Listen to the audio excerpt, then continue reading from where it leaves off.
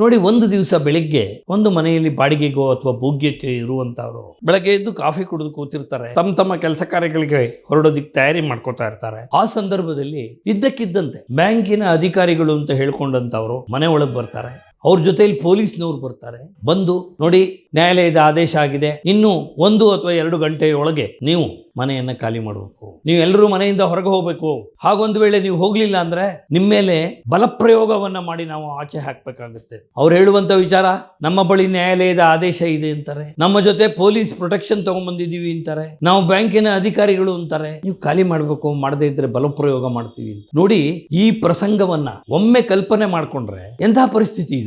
ಏನೂ ಗೊತ್ತಿಲ್ಲ, ಮುಗ್ಧರು ನಾವು ಬಾಡಿಗೆಯವರು, ನಾವು ಭೋಗ್ಯಕ್ಕಿರುವಂತವ್ರು. ನಮ್ಮನ್ನ ಯಾರೋ ಬಂದು ತಕ್ಷಣ ಅದು ನ್ಯಾಯಾಲಯದ ಆದೇಶ ಇದೆ ನಮ್ಮ ಬಳಿ, ನೀವು ಖಾಲಿ ಮಾಡಿ ಆಚೆ ಹೋಗಿ ಅಂದಾಗ ಯಾರನ್ನ ಕೇಳೋದು? ಒಂದು ಪಕ್ಷ ಬ್ಯಾಂಕ್ ಅಧಿಕಾರಿಗಳನ್ನ ಕೇಳಿದ್ರೆ, ಸ್ವಾಮಿ ಯಾಕೆ, ನಾವೇನ್ ತಪ್ಪು ಮಾಡಿದೀವಿ, ನೀವು ನಮ್ಮನ್ನೇ ಖಾಲಿ ಮಾಡಿಸ್ತಾ ಇದೀರಿ, ನಾವು ನಮ್ಮ ಓನರ್ಗೆ ಸೆಕ್ಯೂರಿಟಿ ಡೆಪಾಸಿಟ್ ಕೊಟ್ಟಿದೀವಿ, ಪ್ರತಿ ತಿಂಗಳು ತಪ್ಪದೆ ನಾವು ಬಾಡಿಗೆ ಕೊಡ್ತಾ ಇದೀವಿ, ಪ್ರತಿ ತಿಂಗಳು ನಾವು ವಿದ್ಯುತ್ ಶಕ್ತಿ ಪಾವತಿ ಮಾಡ್ತಾ ಇದೀವಿ, ಪ್ರತಿ ತಿಂಗಳು ನಾವು ನೀರಿನ ಬಿಲ್ ಅನ್ನು ಪಾವತಿ ಮಾಡ್ತಾ ಇದೀವಿ, ಹಾಗಿದ್ರೂ ಸಹ ನೀವು ನಮ್ಮನ್ನ ಖಾಲಿ ಮಾಡಿ ಅಂತ ಹೇಳುವಂಥದ್ದು ಏನು, ಇದು ಯಾಕೆ, ಇದು ಅನ್ಯಾಯ ಅನ್ನುವಂಥ ಪ್ರಶ್ನೆ ಮಾಡಿದಾಗ ಬ್ಯಾಂಕ್ ಅಧಿಕಾರಿಗಳು ಹೇಳ್ತಾರೆ, ಇಲ್ಲಪ್ಪ, ನಿಮ್ದೇನು ತಪ್ಪಿಲ್ಲ, ನೀವು ಯಾವುದೇ ರೀತಿ ತಪ್ಪನ್ನ ಮಾಡಿಲ್ಲ, ತಪ್ಪು ಮಾಡಿರುವಂಥದ್ದು ನಿಮ್ಮ ಮನೆಯ ಯಜಮಾನ, ನೀವು ಯಾರನ್ನ ಓನರ್ ಅಂತ ಕರಿತೀರಪ್ಪ, ಆತನ ತಪ್ಪಿಗೆ ನಿಮಗೆ ಶಿಕ್ಷೆ ಆಗ್ತಾ ಇದೆ, ಯಾರೋದೋ ತಪ್ಪಿಗೆ ಮತ್ತಾರಿಗೋ ಶಿಕ್ಷೆ. ಏನಪ್ಪ ಇದ್ರ ವಿವರಣೆ ಅಂತ ಹೇಳಿದ್ರೆ, ಈ ಮನೆಯ ಯಜಮಾನ ಅನ್ನಿಸ್ಕೊಂಡಂತಹ ವ್ಯಕ್ತಿ ಬಾಡಿಗೆಗೆ ಅಥವಾ ಭೋಗ್ಯಕ್ಕೆ ಕೊಡುವಂತಹ ಸಂದರ್ಭದಲ್ಲಿ ಬಾಡಿಗೆಯವರಿಗೆ ಅಥವಾ ಭೋಗ್ಯದಾರರಿಗೆ ಹೇಳಿರೋದೇ ಇಲ್ಲ, ಈ ಬ್ಯಾಂಕ್ ಇದರ ಮೇಲೆ ಬ್ಯಾಂಕ್ ಸಾಲ ಇದೆ ಅಂತ. ಲಕ್ಷಾಂತರ ರೂಪಾಯಿ ಸಾಲ ಮಾಡಿರ್ತಾರೆ, ಕೆಲವು ಸಂದರ್ಭದಲ್ಲಿ ಕೋಟ್ಯಾಂತರ ರೂಪಾಯಿ ಮಾಡಿರ್ತಾರೆ, ಮರುಪಾವತಿ ಮಾಡಿರೋದಿಲ್ಲ. ಹಾಗೆ ಮರುಪಾವತಿ ಮಾಡದೇ ಇದ್ದಂತಹ ಸಂದರ್ಭದಲ್ಲಿ ಬ್ಯಾಂಕಿನವರು ಸಾಕಷ್ಟು ಕ್ರಮಗಳನ್ನು ತಗೊಂಡಿರ್ತಾರೆ, ಅನೇಕ ಬಾರಿ ನೋಟಿಸ್ಗಳನ್ನ ಕೊಟ್ಟಿರ್ತಾರೆ, ಅನೇಕ ಸಂದರ್ಭಗಳಲ್ಲಿ ವೈಯಕ್ತಿಕವಾಗಿ ಭೇಟಿ ಮಾಡಿ ಹಣ ಕಟ್ಟುವಂತೆ ಒತ್ತಾಯ ಮಾಡಿರ್ತಾರೆ. ಆದರೂ ಸಹ ಈ ಓನರ್ ಅನ್ನಿಸ್ಕೊಂಡಂಥವರು ಕಟ್ಟಿರೋದಿಲ್ಲ.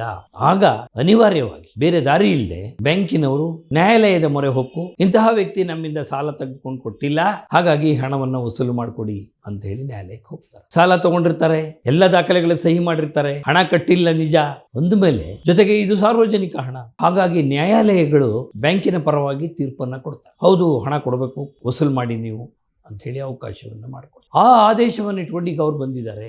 ಆದರೆ ಆ ಮನೆಯಲ್ಲಿ ವಾಸವಾಗಿರುವಂತಹ ಜನ ಕೇಳೋದು ಒಂದೇ ಪ್ರಶ್ನೆ, ಎಲ್ಲ ಸರಿ, ನಮ್ಮ ತಪ್ಪೇನಿದೆ, ನಾವೇನು ತಪ್ಪು ಮಾಡಿದ್ದೀವಿ ಅಂತ ನೀವು ನಮ್ಮನ್ನು ಕಾಲ ಏನೂ ಮಾಡೋಕ್ಕಾಗಲ್ಲ. ನೀವು ಮಾಡಿದ ಒಂದೇ ತಪ್ಪು ಅಂದರೆ, ನೀವು ಆ ಬಾಡಿಗೆ ಯಜಮಾನ ಏನಿದ್ದಾನೆ ಅವನ ಹತ್ರ ಬಾಡಿಗೆಗೆ ಹೋಗಿದ್ದ ತಪ್ಪು, ಹೋಗೋದಕ್ಕಿಂತ ಮುಂಚೆ ಈ ಮನೆಯ ಮೇಲೆ ಏನಾದರೂ ಸಾಲ ಗೀಲ ಇದೆಯಾ ಅಂತ ಕೇಳಿ ತಿಳ್ಕೊಳ್ಳದೆ ಹೋಗಿರೋದು ತಪ್ಪು. ಅದಕ್ಕಾಗಿ ಇವತ್ತು ನೀವು ಅನುಭವಿಸ್ಬೇಕಾಗಿದೆ.